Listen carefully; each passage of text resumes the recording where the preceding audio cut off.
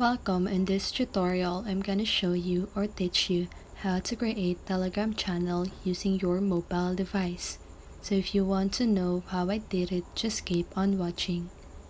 So first of all, if you're using Android phone, don't worry because the process is still the same. So let's get started.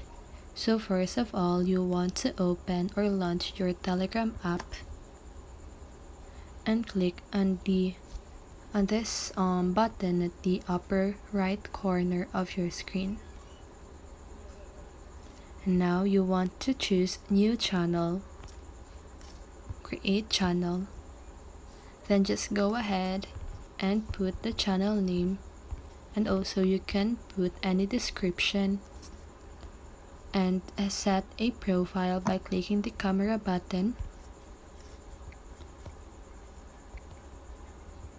Now you can open gallery, set emoji, search web. Okay, so just go ahead and click on next, and you can now set it to public or private.